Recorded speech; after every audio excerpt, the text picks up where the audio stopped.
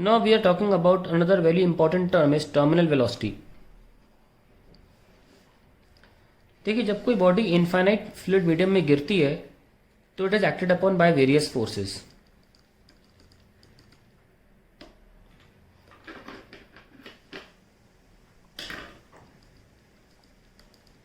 Okay, तो ये मान लीजिए बॉडी है, इस पे एक फोर्स लग रहा है वेट, ठीक है, ड्यू टू ग्रेविटी. एक इस पे फोर्स लग रहा है ड्रैग फोर्स, है ना. लिख एक जगह रहा हूँ, बात एक ही है, पूरे सरफेस पे हर जगह ड्रैग फोर्स लग रहा है. और एक लग रहा है इस पे अपथ्रस्ट, ब्योयेंसी फोर्स. तीनों फोर्स लग रहे हैं. तीनों फोर्स रखने के बाद बॉडी रुक नहीं जाएगी. बॉडी अपने फ्लो तो करेगी पर कांस्टेंट वेलोसिटी पे, यानी कि फोर्स का बैलेंस होना जरूरी है. कैसे बैलेंस होगा? फोर्स बैलेंस कैसे होगा? कि weight of liquid, weight of body is equals to upthrust and drag force. इससे बैलेंस होगा. वेट क्या होता है? mg. ब्योयेंसी फोर्स क्या होता है? That is density of the liquid. Volume of liquid. अब वॉल्यूम ऑफ लिक्विड और वॉल्यूम बॉडी सेम क्यों? क्योंकि पूरी इमर्स्ड है ना. तो मैं सफिक्स नहीं लगा रहा. मैं ये भी नहीं लिखूंगा बॉडी, क्योंकि फिर आप पीछे पड़ जाओगे, सर आपने जो लिक्विड पढ़ाया था. तो मैं कुछ लिख ही नहीं रहा. पूरी बॉडी इमर्स्ड है, इसलिए वॉल्यूम को वी रहने दो. और इस वक्त एक्चुअली में जब पूरी बॉडी इमर्स्ड होती है तो अपने ही वॉल्यूम का लिक्विड डिस्प्लेस भी करती है. वॉल्यूम वी, रो वी, जी, ये होता है वेट. ठीक है. डेंसिटी इंटू वॉल्यूम तो मास हो गया. Mass of fluid displaced by the body. This is the volume of liquid only, but it is equal to the volume of body because body is completely immersed. And drag force क्या है? 6 pi eta R B. और ये हमको निकालना है कि जब force balance हो जाएगा तो बॉडी की वेलोसिटी टर्मिनल वेलोसिटी होगी. लिख लेते हैं वीटी क्या है?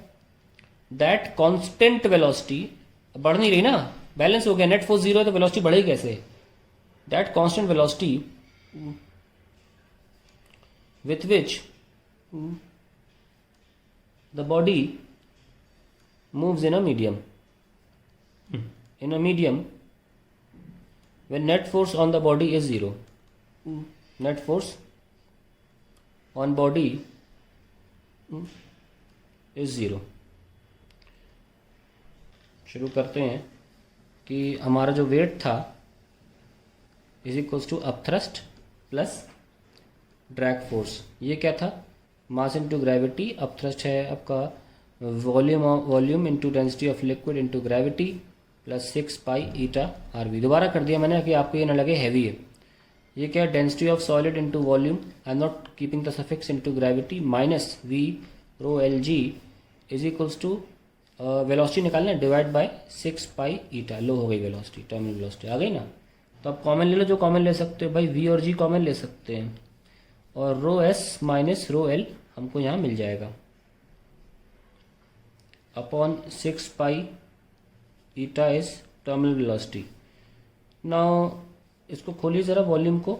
बॉडी का वॉल्यूम क्या है? 4/3 R cube which is the radius minus rho L upon 6 pi eta is terminal velocity. So कितना? पाई से पाई कैंसिल और 4/18 का 2/9 हो जाएगा ना. 2/9 R cube eta density of solid minus density of liquid and this is the. इसमें G कहाँ गया? जी कॉमन लिया ना. जी ये लीजिए. और वेक्टर फॉर्म में भी लिख लीजिए, काम आता है. क्यों बताता हूँ थोड़ी देर में.